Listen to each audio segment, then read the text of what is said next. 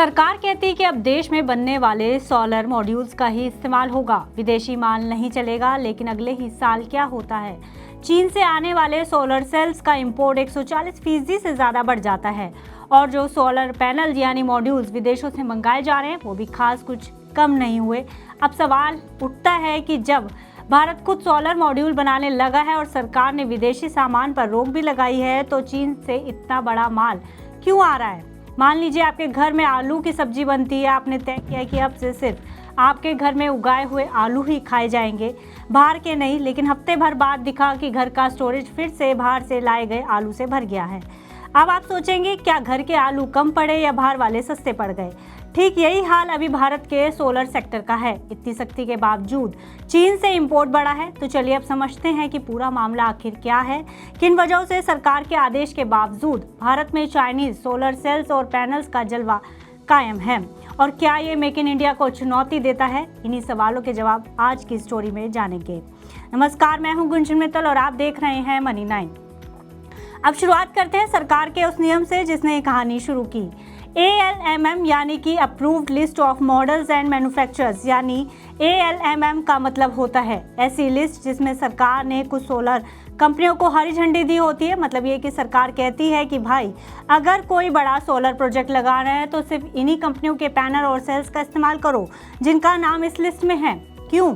ताकि भारत में बनी चीज़ों का ज़्यादा इस्तेमाल किया जाए और सस्ता, घटिया या बिना जांच परखा विदेशी माल इस्तेमाल ना हो, खासकर चीन से आने वाला। तो LMM एक तरह से सरकार का यस लिस्ट है कि कौन सी कंपनी का माल सरकारी प्रोजेक्ट में लग सकता है और कौन सा नहीं। अब सरकार ने कहा कि बड़े सोलर प्रोजेक्ट्स खासकर जो सरकार से जुड़कर बनते हैं उनमें से उन्हीं कंपनियों के मॉड्यूल इस्तेमाल होंगे जो ALMM लिस्ट में हैं। ये नियम 1 अप्रैल 2024 से लागू हुआ था। अब सुनने में तो ये बहुत दमदार और गर्व से भरा कदम लगता है, लेकिन इससे ठीक 1 साल बाद जो हुआ उसने सबको चौंका दिया।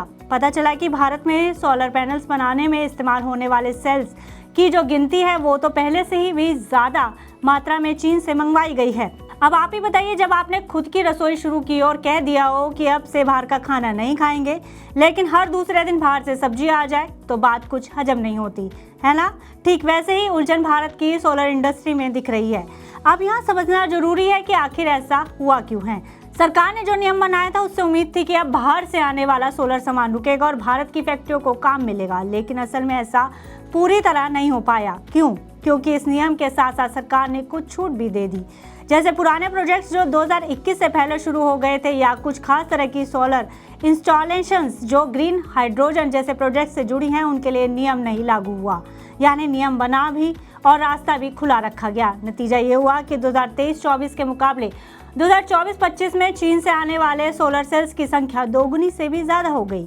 अब यहाँ एक बात और ध्यान देने वाली है, भारत अब पहले से कहीं ज़्यादा सोलर मॉड्यूल्स खुद बना रहा है। सरकार के मुताबिक मार्च 2024 में भारत के पास करीब 38 गीगावाट क्षमता थी सोलर मॉड्यूल्स बनाने की। सिर्फ 1 साल में ये क्षमता 91 गीगावाट तक पहुंच गई, यानी फैक्ट्रियां खड़ी हो गई, काम चल पड़ा। लेकिन दिक्कत वहां आई जहां बात आती है सोलर सेल्स की, यानी पैनल के वो हिस्से जो असल में सूरज की रोशनी से बिजली बनाते हैं। भारत की सेल्स बनाने की ताकत अभी भी इतनी नहीं है कि देश की सारी ज़रूरतें पूरी कर सके। 2024 में भारत के पास करीब 9 गीगावाट की क्षमता थी सोलर सेल्स बनाने की, जो अब 25 गीगावाट हुई है। बढ़त तो हुई है, लेकिन ज़रूरत के हिसाब से ये अभी भी कम है। इसलिए भारतीय कंपनियां अब भी बाहर से, खासकर चीन से सोलर सेल्स मंगवाने पर मजबूर हैं। अब यहाँ कहानी में एक और पेच है। चीन का माल सस्ता हो गया है, बहुत सस्ता, इतना सस्ता कि भारत की कंपनियां चाहे भी तो उस कीमत पर प्रोडक्शन नहीं कर सकती। साल 2024-25 में चीन से सोलर सेल्स की कीमती जो बहुत ज़्यादा बढ़ गई, लेकिन उसका कुल खर्च सिर्फ थोड़ा ही बढ़ा। मतलब हर यूनिट की कीमत बहुत नीचे गिर गई है। इस तरह की कीमतें जब जानबूझकर रखी जाती है ताकि दूसरों का बाजार बिगड़ जाए तो इसे कहते हैं डंपिंग। भारत की कुछ कंपनियों ने अब इस पर आवाज़ उठाई है और सरकार की एजेंसी DGTR ने इस पर जांच शुरू कर दी है। कंपनियां कह रही कि अगर ये सस्ती सेल्स यूं ही आती रही तो भारत में जो नया सोलर कारोबार खड़ा हो रहा है वो टिक ही नहीं पाएगा। लेकिन सिर्फ कीमत की परेशानी नहीं है, असली चुनौती है सप्लाई चेन। सोलर सेल्स बनाने के लिए जरूरत होती है वेफर की, एक पतली शीट जो सिलिकॉन से बनती है और इसे बनाने वाली मशीनें ज्यादातर चीन में हैं। यानी भारत चाहे भी तो अभी वेफर बनाने की पूरी व्यवस्था अपने दम पर खड़ी नहीं कर सकता। हालांकि अब कुछ भारतीय कंपनियां इस पर काम कर रही हैं, जैसे प्रीमियर एनर्जीज जो ताइवान की एक बड़ी कंपनी के साथ मिलकर भारत में वेफर बनाने का प्लांट लगा रही है। वहीं दूसरी तरफ फर्स्ट सोलर जैसी कंपनियां जो एकदम अलग तकनीक से बिना सिलिकॉन के सोलर पैनल्स बना रही हैं।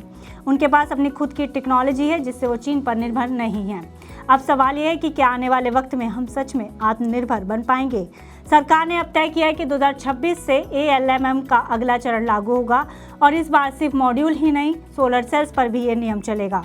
यानी 2026 से पहले भारत को अपनी सोलर सेल बनाने की ताकत इतनी बढ़ानी होगी कि वो चीन के सस्ते माल का मुकाबला कर सके। तो कुल मिलाकर ये कहानी से सूरज से बिजली बनाने की नहीं है, ये कहानी है सपनों की, एक ऐसे भारत की जो खुद अपने पैरों पर खड़ा होना चाहता है। लेकिन क्या ये मुमकिन है जब हमारे दरवाजे पर हर बार चीन की छूट और सस्ते दाम दस्तक दे रहे हों? इन सवालों के जवाब अब भी मिलना बाकी है। आज के लिए बस इतना ही, तब तक के लिए देखते रहिए मनी 9। ग्लोबल संकेतों के दम पर कैसे खुलेंगे हमारे बाजार? क्या कह रही हैं खबरें और ब्रोकरी रिपोर्ट्स? किन शेयरों में बनेगा पैसा? बाजार खुलने के बाद क्या खरीदें, किन शेयरों को करें पोर्टफोलियो से बाहर? कैसा रहा बाजार का दिन भर का कारोबार?